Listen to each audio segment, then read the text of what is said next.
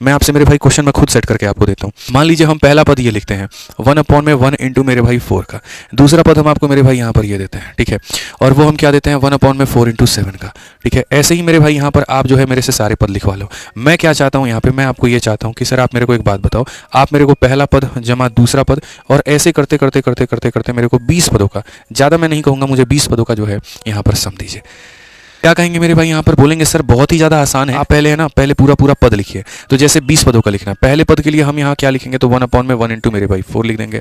दूसरे पद के लिए यहाँ पर क्या लिखेंगे तो सर यहाँ दूसरे पद के लिए 4 इंटू 7 लिख देंगे। बट आप मुझे बताओ यहाँ 20वें पद के लिए आप यहाँ पर क्या लिखोगे, कोई आइडिया है? पहले पद के लिए 1 आया, दूसरे पद 4 आया, 20वें पद के लिए कितना आएगा? तो मेरे भाई ये बन गया हमारा एपी। पहले पद के लिए 1, दूसरे पद के लिए 4, तीसरे के लिए बनेगा 7। क्यों? 3 का गैप है, इससे ये 3 ज़्यादा, इससे 3 ज़्यादा, इससे ही 3 ज़्यादा, तो ऐसे करके मेरे भाई हो रहा होगा, ठीक है। अगर हम बात करते हैं तो हमें पता है कि किसी भी पद को लिखने के लिए फॉर्मूला होता है a + n-1 इंटू डी। मेरे भाई यहाँ पर जहाँ पर ये जो a होता है, यहाँ पर ये प्रथम पद के बारे में बताता है, ये पदों की संख्या और ये हमारा डिफरेंस है।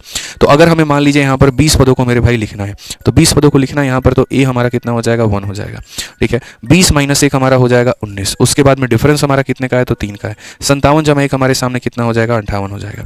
कितना हो जाएगा 58। तो 20वां पद हमारे सामने कितना आ गया तो 58 होगा। जैसे अगर आप देखते हैं सर इससे ये 3 ज़्यादा, इससे 3 ज़्यादा है, तो इससे भी 3 ज़्यादा है, तो कितना हो जाएगा 61 हो जाएगा।